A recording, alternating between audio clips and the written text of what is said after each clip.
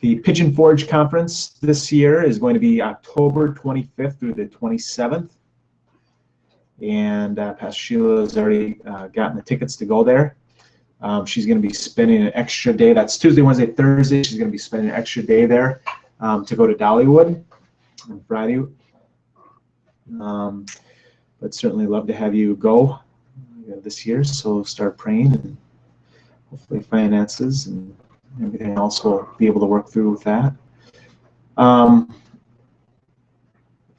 I guess everybody heard the exhortation stuff from last week and what we experienced. That it was, for me, I think the biggest thing for me walking away from that was just that conversation that Sheila had with David. No, what was his name? David, yeah. Yeah, David. Ask who David is. David was an individual that we met the previous year, Okay. and who knows a lot about Israel. Okay.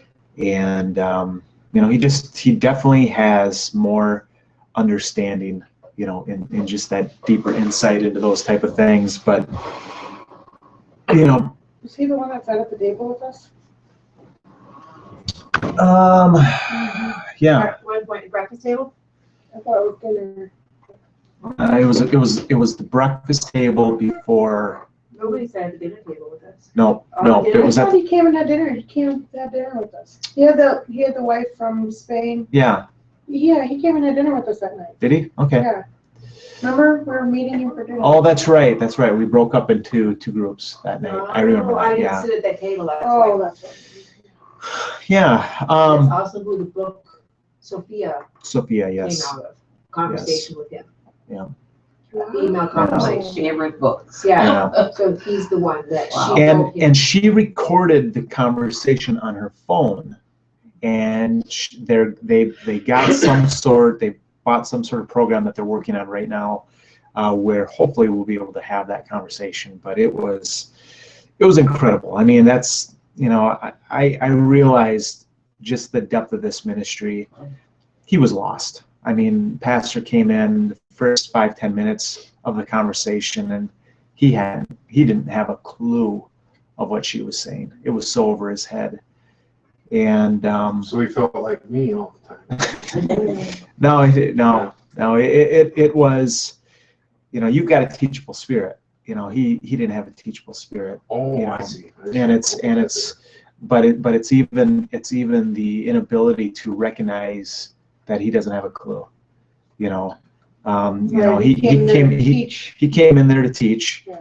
And maybe I might learn a little bit from her, but maybe she'll learn some stuff from me as well.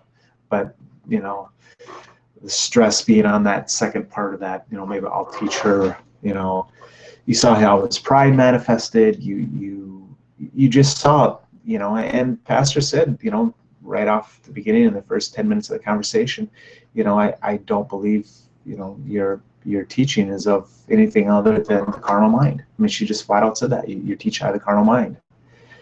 And, I felt sorry for the guy, and I felt sorry for his wife. His wife seems very nice. He seems like a nice guy, but, this church it's just corrupt. It's just living out of the carnal mind.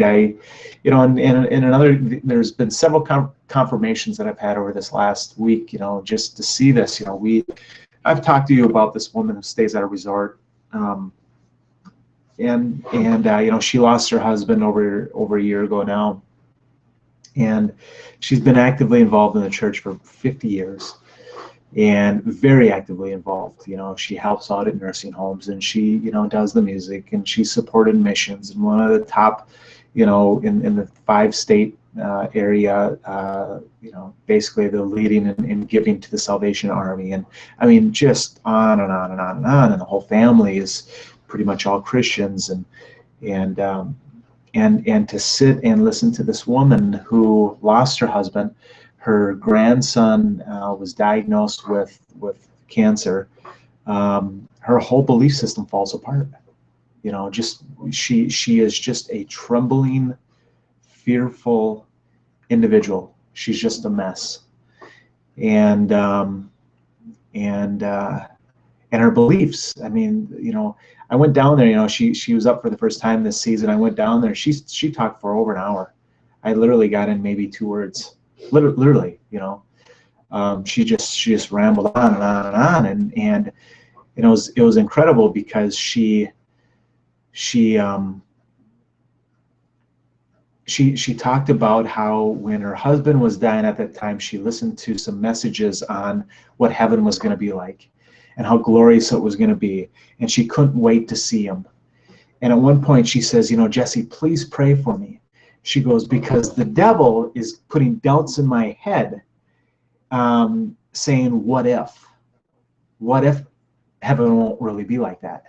What if I won't be able to see, you know, my husband there? You know, what if, you know, I won't, you know, have a mansion that I'm going to be living in? She goes, so pray for me because the devil's feeding me those lies. Isn't that incredible? Mhm. It's incredible to hear this, but that's how the whole conversation went. You know, it was just, it made me realize how mystery religion, Egyptian mystery religion, it's just formed off of all of that Egyptian mystery religion. The church is corrupt. It's been so taken over by you know these high-end powers that are so deceptive and destroy. You know, it was interesting because you know you see, you know, we've talked about this before of the Masons and the Illuminati and how they've infiltrated all of the church. You know, and of course, you know, the Lord has winked at this for how many thousands of years? You know, 2,000 years. You know, has winked at the church for their unbelief. And you know, I mean, my eyes have really been open in this past year. You know, just listening to Alex Jones and Michael Savage, in the concept of how they manipulate, how the CIA is involved, and just how they're able to use things like that. I just happened to be flipping through the channels last night, and I don't do this. There was something on ESPN about the USFL, the football organization. You know, there was, and I had forgotten all about it. You know, I was young at that time, and I didn't realize how they really tried to push this, and the type of people that were involved in this. I mean, they had Herschel Walker that was in it, and Jim Kelly was in it, and Stevie Young was a part of it. I mean, all these big name football players were part of the USFL, and it was a separate organization that these billionaires had started, you know. And so I started watching. I'm like, you know, this is interesting, but my thought was, why am I watching this show?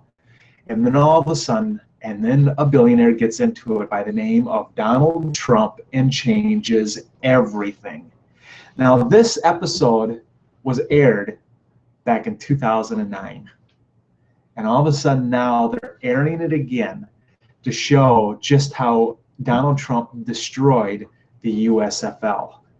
Because what he did was they used to have this, it used to be in the spring. It would start in the spring and then end in the fall. And then the NFL would start in the fall and then end, you know, in January. And Donald Trump said, you know, we can compete with these guys.